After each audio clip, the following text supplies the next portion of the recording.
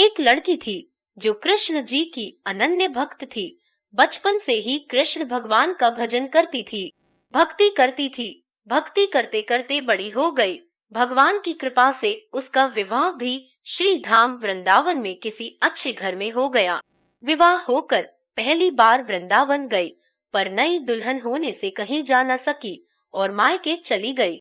और वह दिन भी आया जब उसका पति उसे लेने उसके मायके आया।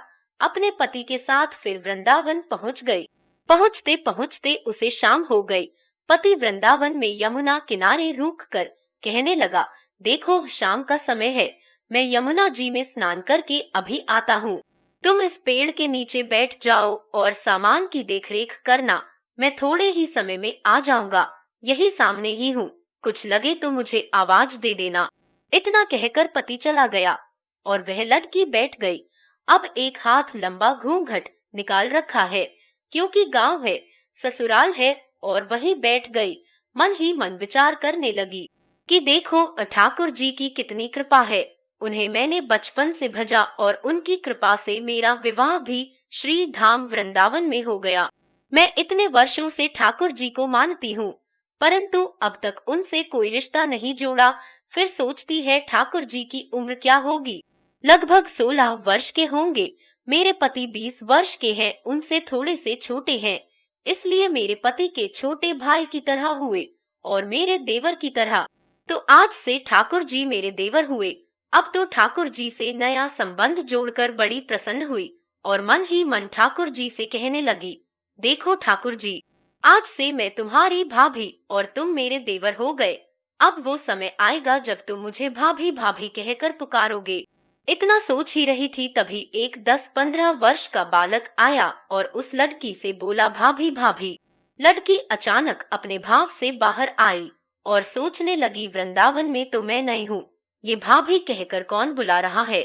नहीं थी इसलिए घूंघट उठाकर नहीं देखा कि गांव के किसी बड़े बूढ़े ने देख लिया तो बड़ी बदनामी होगी। अब वह बालक बार बार कहता, पर वह उत्तर न देती। बालक पास आया और बोला, भाभी तनिक अपना चेहरा तो दिखाई दे। अब वह सोचने लगी, अरे ये बालक तो बड़ी जिद कर रहा है, इसलिए कस के घूंघट पकड़कर बैठ गई कि कहीं घूंघट उठकर देख न ले। लेकिन उस बालक ने जबरदस्ती घूंघट उठकर चेहरा देखा और भाग गया। थोड़ी देर में उसका पति आ गया। उसने सारी बात अपने पति से कही। पति ने कहा, तुमने मुझे आवाज क्यों नहीं दी।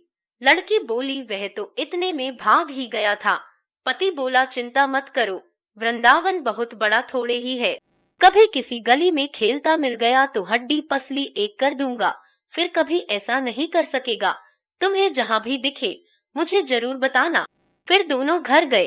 कुछ दिन बाद उसकी सास ने अपने बेटे से कहा, बेटा देख तेरा विवाह हो गया, बहू मायके से भी आ गई, पर तुम दोनों अभी तक बांके बिहारी जी के दर्शन के लिए नहीं गए।